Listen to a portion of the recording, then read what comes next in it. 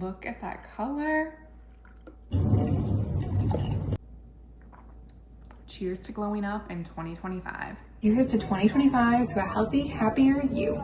I have everything ready here to make my green juice. Josie and I both just got juicers in January, so this is a new thing, but I am loving it. I love how it makes me feel. It just like gives you an energy boost. Like, I love my coffee and I hardly feel like I even need my coffee on the days that I have juice.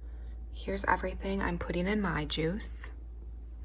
And here's everything I'm putting in mine. Let's get started. I usually start with a cucumber. Some cucumber. Here's the juice from just one English cucumber.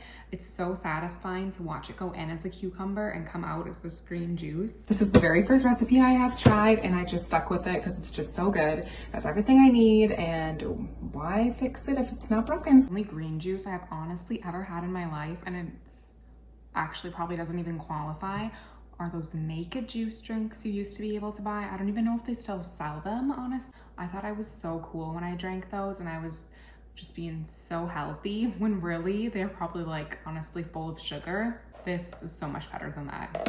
I honestly never thought I would be one to drink celery juice. I don't usually use celery in mine, but I had some left over for a soup, so it's the perfect opportunity to use it up without it going in the trash.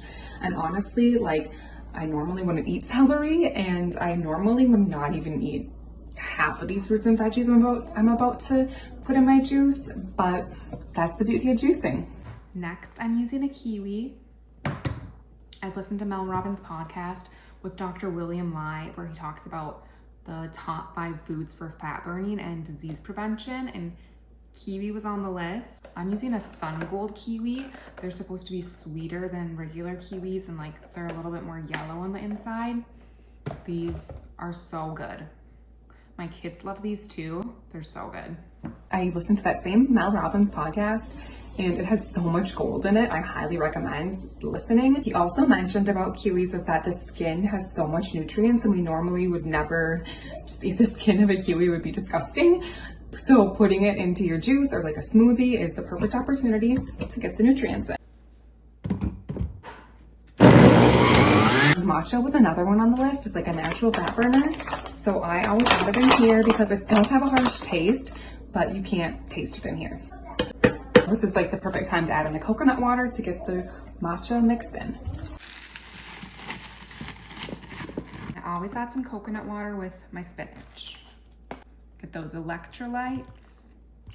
Learning to nourish your body has been such a journey, and I know we all have our own journey and own stories when it comes to diet culture, but mine definitely started, I mean, at such a young age, but in high school, there was so much restriction and so much deprivation. Like, I would eat mixed veggies and call it dinner, and a granola bar and milk and call it lunch.